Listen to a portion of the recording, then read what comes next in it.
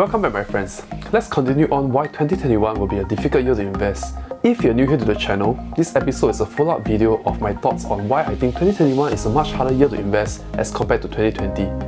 I'll link the video up and down below. So before I begin, do support me by simply liking this video. Thank you. Let's recap. In the previous video, I've mentioned that there are sky-high valuations across all asset classes because of money printing.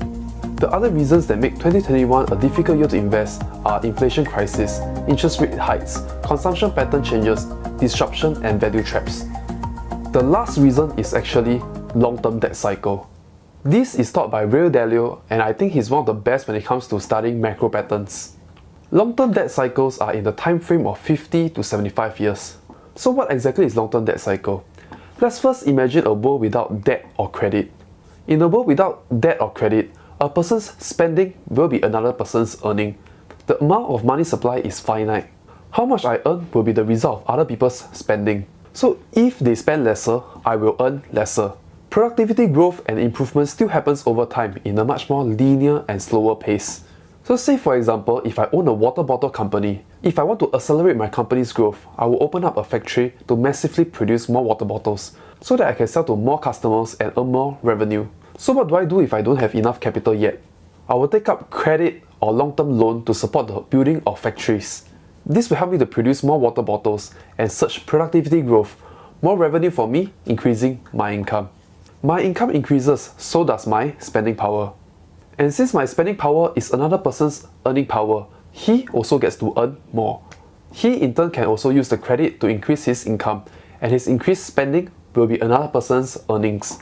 So this is called the expansionary phase, where the world uses credit to increase their output, which brings increased income and spending throughout all industries and the whole economy. So it sounds all good, right? Credit helps us to accelerate growth in much more exponential pace. But don't forget, one day we will all have to start repaying these loans. The long-term debt allows us to borrow and leverage to increase productivity, which brings us more income and spending power. However, the reverse is also true when we have to start repaying the loan. This happens when we are over-leveraged, and any more borrowing won't do us any good, nor will borrowing help to increase productivity anymore. When a portion of my income has to go back to repaying my debt, my spending power becomes lesser. And since my spending power becomes lesser, and that my spending is another person's earnings, his spending power will become lesser as his income decreases. So this is the reason why we have expansionary and recessionary phase. It is because credit exists in the world. It is the nature of the systems we live in. So last year in 2020, I posted this on my private Instagram. In the post, I mentioned about this debt cycle problem and said that COVID-19 was a good example. We are already over-leveraged in the recessionary phase, and COVID-19 just accelerated everything. Back in 2020, there were income cut, job losses, and we are here in the debt bust and printing money phase, where I predicted interest rates can't be lowered anymore to do any good because of the already low interest rates to begin with. I predicted that the Fed prints more money to facilitate increased money velocity, pumping the printed money back into the economy. They do so by releasing stimulus package to increase industries' income and individuals' income so that their spending power increase. So this method, however, devalues the US dollar and the other fiat currencies as well. This is the reason why I wrote in 2020 that I'm very bullish on commodities, as we are going through a deleveraging phase, where we tighten our belts because of reduced income and spending. Individuals will focus on buying the essentials, not the luxury. And also with the dollar weakening, the commodity prices are going to spike because of high demand and low supply because of lack of labor. So at hindsight, I did get majority of predictions right, and it was by understanding Ray Dalio's teaching of long-term debt cycle. So as we progress through 2021, we can see that we are now here, going through debt and political restructuring, slowly transitioning into a new world order. I'll link the article down below if you guys want to learn what are the consequences and trends that we see going forward.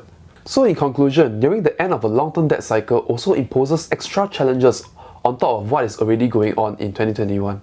So how do I plan to go about navigating this? And what is the solution to these challenges?